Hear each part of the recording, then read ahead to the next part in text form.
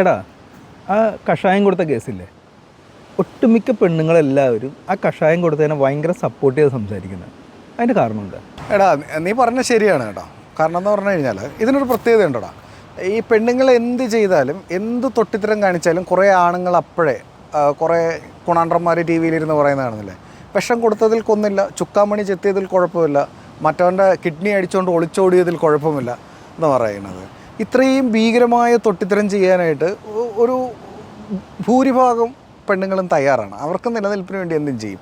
ഈ പണ്ടത്തെ ആൾക്കാർ പറഞ്ഞ് കേട്ടിട്ടില്ലേ, പെണ്ണൊരുമ്പെട്ടാലെന്ന്. അതാണ് അതിൻ്റെ ഒരു പ്രശ്നം. പിന്നെ എല്ലാ പെണ്ണുങ്ങളും അല്ല കേട്ടോ, ചില പെണ്ണുങ്ങളുടെ കാര്യം പറയുന്നത്. പിന്നെ എത്ര വലിയ സെലിബ്രിറ്റി ആണേലും അവരുടെ ഉള്ളിലൊരു ക്രിമിനൽ വാസന ഉണ്ടാകും. അവരാരെങ്കിലും വിഷം കൊടുത്ത് കൊല്ലാൻ പറ്റാത്തതുകൊണ്ടോ തൂക്കി കൊല്ലാൻ പറ്റാത്തത് കൊണ്ടൊക്കെ അവർ കഥകളിലൂടെയും കവിതകളിലൂടെയൊക്കെ ആൾക്കാരെ കൊന്നുകൊണ്ടിരിക്കും. എടാ, നമ്മളിപ്പോൾ ഈ കഴിഞ്ഞ ദിവസമൊക്കെ കണ്ടില്ലേ, പേപ്പറിലും മീഡിയയിലൊക്കെ കണ്ട് കുറേ പെൺപിള്ളേർ ആത്മഹത്യ ചെയ്യുന്നത്. എല്ലാം നമ്മുടെ അനിയത്തിക്കുട്ടികളുടെയൊക്കെ പ്രായമുള്ള പിള്ളേരാണ്. അതിൻ്റെ കാരണങ്ങൾ അവർക്ക് സൗന്ദര്യമില്ല, വിദ്യാഭ്യാസമില്ല, ഭർത്ത് വീട്ടിലെ പീഡനം മൂലം ആത്മഹത്യ ചെയ്ത പിള്ളേർ. ഇപ്പോൾ നമ്മുടെ ഒരു എഴുത്തുകാർ പറഞ്ഞ പോലെ നമ്മളൊരു എഴുത്തുകാരനാണ് മീഡിയയിൽ കയറിയിരുന്ന് പറയാം. ആണുങ്ങളുടെ ആവശ്യങ്ങൾ നേടിയെടുക്കാൻ വേണ്ടിയിട്ട് ചിലപ്പോൾ ഭാര്യമാരെ അല്ലെങ്കിൽ ഇതേപോലെ പെണ്ണുങ്ങൾ അവരുടെ ആവശ്യങ്ങൾക്ക് വേണ്ടി മാറിക്കൊടുക്കണം. ഇല്ലെങ്കിൽ ഇതുപോലൊക്കെ ആത്മഹത്യ ചെയ്യും, ഇല്ലെങ്കിൽ പാമ്പ് കടിയേറ്റൊക്കെ മരിക്കും. ഇങ്ങനെ ഒരു എഴുത്തുകാരൻ പറഞ്ഞിരുന്നെങ്കിൽ നമ്മുടെ കേരളത്തിൻ്റെ അവസ്ഥ എന്തായിരിക്കും? ആണുങ്ങളെന്ന് പറഞ്ഞു കഴിഞ്ഞാൽ നമ്മൾ പഠിപ്പിക്കുന്നതെന്ന് പറഞ്ഞു കഴിഞ്ഞാൽ നല്ലൊരു ജോലി വേണം, നല്ലൊരു കുടുംബം വേണം, ഇതൊക്കെ പറഞ്ഞാണ് നമ്മളെ വളർത്തുന്നത് ചെറുതിലേ തന്നെ. അതിൽ നിന്ന് വ്യത്യസ്തമായി ചിന്തിക്കുന്ന ആൾക്കാരുണ്ട്. പിന്നെ ഇതിനകത്ത് വേറൊരു വിഷയം ഞാൻ കാണുന്നതെന്ന് പറഞ്ഞാൽ ഇവിടുത്തെ നിയമമെല്ലാം സ്ത്രീകൾക്ക് അനുകൂലമായ നിയമം. ലോകത്ത് ശക്തന്മാരായത് പുരുഷന്മാരാണെന്ന് നമ്മൾ പറയുന്നുണ്ടെങ്കിലും നിയമം കൊണ്ട് അവരെ അടിമകളാക്കി വെച്ചേക്കുക.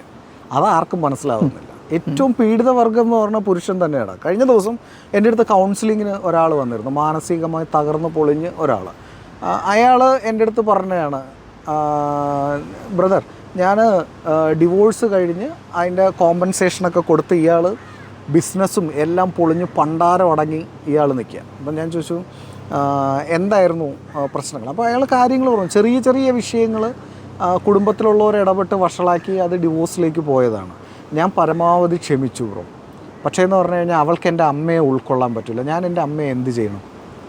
എന്നെ വളർത്തി വലുതാക്കി, കഷ്ടപ്പെട്ട് വളർത്തി വലുതാക്കിയത് എൻ്റെ അമ്മയാണ്. അവൾക്ക് അവളുടെ അച്ഛനും അമ്മയും അല്ലാതെ വേറെ ആരും പാടില്ല നമ്മുടെ കുടുംബത്തിൽ. എനിക്കത് പറ്റില്ല. അപ്പം ഞാൻ ഡിവോഴ്സിന് പോയി നഷ്ടപരിഹാരം വിധിച്ചു കഴിഞ്ഞപ്പോഴത്തേക്ക് നമ്മൾ ഈ റോഡ് സൈഡിൽ നിന്ന് കണക്ക് പറഞ്ഞ് നമ്മുടെ നിന്ന് കാശ് വാങ്ങുന്ന പോലെയാണ് അവൾ എൻ്റെ കയ്യിൽ നിന്ന് നഷ്ടപരിഹാരം എണ്ണി വാങ്ങിച്ചത്. നീ ആ പേരൊക്കെ ഉപയോഗിക്കണതേ വേറെ പ്രശ്നങ്ങൾ വരും. വേശ്യ അത് ഞാനായിട്ട് പറഞ്ഞതല്ല, എൻ്റെ മുമ്പിൽ കൗൺസിലിങ്ങിന് വന്നിരുന്ന വ്യക്തി പറഞ്ഞതാണ്. നിങ്ങൾ കഴിഞ്ഞ ദിവസത്തെ പത്രത്തിൽ കണ്ടില്ലേ, ഒരു 20 ലക്ഷം കൊടുക്കാൻ വയ്യാതെ അയാൾ ആത്മഹത്യ ചെയ്തു. ഇത് മറ്റേ കള്ളവെടി വെച്ചിട്ട് വെടിവെക്കാൻ പോയിട്ട് വെടി കഴിഞ്ഞ് വെച്ചിട്ട് കാശ് ചോദിക്കുന്ന പോലെയാണ് കോമ്പൻസേഷനും വാങ്ങി പോകുന്നത്. അയാൾ പറഞ്ഞതിൽ എനിക്ക് തെറ്റൊന്നും തോന്നിയില്ല. പുള്ളിക്കാരൻ അത്ര ദയനീയമായി അത്ര പുച്ഛത്തോടു കൂടിയാണ് പുള്ളി പറഞ്ഞത്. പുള്ളി നശിച്ചു പോയെങ്കിലും സാമ്പത്തികമായി തകർന്നു പോയെങ്കിലും നിയമം പുള്ളിയെ കൊള്ളയടിച്ചു എന്നാണ് പുള്ളി പറയുന്നത്. ചിലപ്പോൾ നമ്മൾ നിയമം കൊള്ളയടിച്ചു എന്നൊക്കെ പറയുമ്പോൾ നമുക്കെതിരെ നടപടി വന്നേക്കാം. പക്ഷേ അവിടെ ഇപ്പോഴത്തെ ജഡ്ജിമാർക്ക് കാര്യങ്ങൾ മനസ്സിലാവുന്നുണ്ട്. പല കേസുകളിൽ ഇപ്പം ബാംഗ്ലൂരിലൊരു കേസ് നടന്നല്ലോ, ഒരുത്തി വന്നേച്ചിട്ട് 6 ലക്ഷത്തിൻ്റെ മേളിലെന്തോ ഒരു മാസം കോമ്പൻസേഷൻ വേണമെന്ന് പറഞ്ഞപ്പോൾ കോടതി, ചിലവ് വേണമെന്ന് പറഞ്ഞപ്പോൾ കോടതി ചോദിച്ചത് നീ എന്ത് ചെയ്യാനാണ്, നീ വേണമെങ്കിൽ അധ്വാനിച്ച് നേടാൻ പറഞ്ഞു. അതൊരു സ്ത്രീ ജഡ്ജി ഇരുന്നിട്ടാണ് ആ വിധി പറഞ്ഞത്. ഒരു കാര്യം ചിന്തിച്ചാൽ മതി, നമ്മൾ ചരിത്രം പഠിച്ചു കഴിഞ്ഞാൽ ലോകമഹായുദ്ധങ്ങൾ വരെ ഉണ്ടാക്കിയത് പെണ്ണിൻ്റെ പേരിലാണ്. നമ്മൾ പറയണതെന്ന് പറഞ്ഞാൽ അവളുടെ സൗന്ദര്യത്തിൻ്റെ പേരിലാന്ന് പറയണോ, ഉണ്ടയാണ്, സൗന്ദര്യത്തിൻ്റെ പേരിലൊന്നുമല്ല. മറ്റേ ഞാൻ പറയുന്നില്ല, പറഞ്ഞു കഴിഞ്ഞാൽ പാർലമെൻ്ററി ആവും. നാളെ എൻ്റെ അടുത്തും ചോദിക്കുന്നുണ്ട്, ഒക്കെ അമ്മയും പെങ്ങളും ഇല്ലേടാ, കുറേ കുണാണ്ടന്മാർ വരും. ഈ ചോദിച്ച് വരുന്നവന്മാരുടെ ഒരു ബേസിക് ഐഡൻറ്റിറ്റി എന്താണ് നോക്കിയാൽ മതി. ഇവന്മാർ പ്രൊഫഷണലി കോഴികളായിരിക്കും. ഈ മറ്റേ കൂടുതൽ പെണ്ണുങ്ങളെ ആശ്വസിപ്പിക്കാൻ ചെല്ലുന്നവന്മാരെപ്പോഴും ദുഷ്ടബുദ്ധികളായിരിക്കും. അതങ്ങനെ, കാരണം അവൻ്റെ ഉദ്ദേശം വേറെ.